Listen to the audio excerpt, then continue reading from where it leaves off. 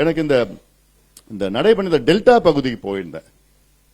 நல்லா இருந்தது, டெல்டா பகுதி நல்லா இருந்தது.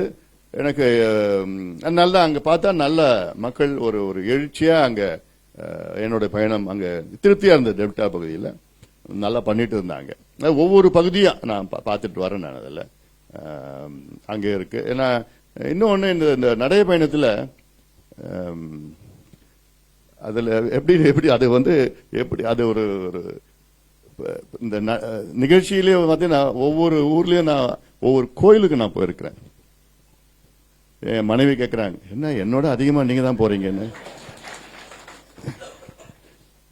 ஆனாலும் எனக்கு அது ஒரு ஐ ஓப்பனர் தான். ஐ ஓப்பனர் இந்த சென்ஸ், ஒரு ஊருக்கு போயிட்டு அந்த கோவில் எல்லாம் பார்த்தா பிரம்மாண்டமா அப்படி இந்த சிற்பங்கள், கலைகள், அந்த பாரம்பரியம் இதெல்லாம் போயிட்டு எனக்கு ரொம்ப அதே ஒரு மாதிரி. கோயில் மட்டும் இல்ல, நாகூர் தர்காவுக்கு போயிருந்தோம். நாகூர் தர்காவுக்கு நான் போன பிறகு உடனே அடுத்த நாள் அங்க திமுகவில் அங்க நம்பர் 1 போன் பண்ணி, என்ன தர்காலாம் போறாரம்மே அவங்கள. அப்புறம் உடனே அமைச்சர்கள் 2 பேர் அவங்களுக்கு போன் பண்ணி, என்ன ஆச்சு அவர் போய் என்ன நீங்க ஏன் ரிசீவ் பண்றீங்க, என்ன பண்றீங்க என்ன. ஏன்னா நான் சொன்ன கோரிக்கைகள் அந்த தர்காவுக்கு ரோடு 2 கோடி ரூபாய்க்கு போடணும், அதுக்கப்புறம் அந்த கட்டணம், அப்புறம் ட்ரெயின், இதெல்லாம் சொல்லிட்டு வந்தேன். நான் போயிட்டு ஒரே 4 நாள்ல சாங்ஷன் பண்ணிட்டாங்க அந்த ரோடு. ஷேக் இங்கதான் இருக்கீங்களா, பாக்கல என்ன நீங்க பேச வச்சிருப்பேன். ரோடு சாங்ஷன் பண்ணிட்டாங்க. அப்போ இதெல்லாம் ஏதோ இவங்க தான் பண்ணணுமா, இவங்க தான் அரசியல்லாம், வேற யாரும் நம்ம பண்ணக்கூடாது, இதெல்லாம் இருக்குது. அப்புறம் நான் திண்டுக்கல்ல நாங்க சர்ச்சுக்கு போயிருந்தேன். அங்க கோரிக்கைகள் வன்னியர் கிறிஸ்தியர்கள் இதுல எம்பிசியில கொண்டு வரணும், இடஒதுக்கீடு வரணும், அவங்களுடைய கோரிக்கை நியாயமான கோரிக்கை. அவங்களே நான் பார்த்துட்டு வந்திருக்கேன். நான் இப்ப காவிரி குண்டார் திட்டம்னு ஒண்ணு ரொம்ப காலமா திட்டம் அறிவிச்சாங்க. நம்ம எல்லாம் போட்டோம், பேசணும். நாங்க போய் காவிரி குண்டார் எங்க இருக்குன்னு கடைசியில பார்த்தா நம்முடைய நிதியமைச்சர் தங்கம் தென்னரசு அவர் தொகுதி திருச்சுழியில தான் இருக்கு.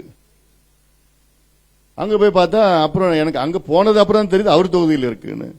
அப்புறம் மீடியா கிட்ட பாரு, அவர் தொகுதியில் இருக்கிற திட்டத்துக்கு அவரே நிதி கொடுக்கலன்னு சொன்ன உடனே அடுத்த நாளே ஆய்வு பண்ணிட்டாங்க, அந்த திட்டத்துக்கு வந்துட்டாங்க.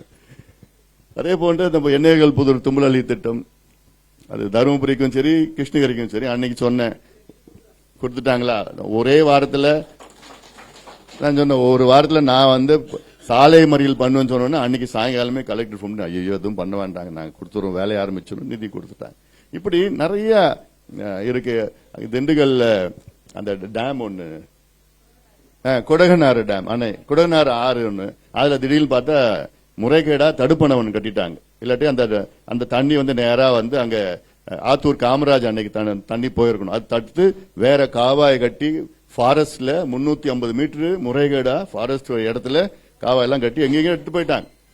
அங்க போய் பார்த்து உடனே அமைச்சருக்கு கொஞ்சம் வந்துருச்சு, எங்க பயம் வந்துருச்சு. உடனே இல்ல நானும் இந்த தொகுதிக்காரன் தான், நான் இந்த தண்ணியை அந்த கதவணை என்ன கோரிக்கை, அதுல தடுப்பணையில ஒரு கதவணை வேணும்னு, நான் உடனே கதவணை நான் கொடுத்துறேன், இந்த தண்ணியை நான் இங்கேயே கொடுத்துறேன், இந்த மக்களுக்கு கொடுத்துறேன். இதெல்லாம் நாங்க நடந்துட்டு இருக்கு, ஒவ்வொரு பகுதியிலும் நடந்துட்டு வருது. இது மீடியால சரியா வராது. ஆக நிறைய நம்மளால இந்த நடைபயணத்துல மாற்றம் வந்திருக்கு, மக்களுக்கு வந்திருக்கு. இப்போ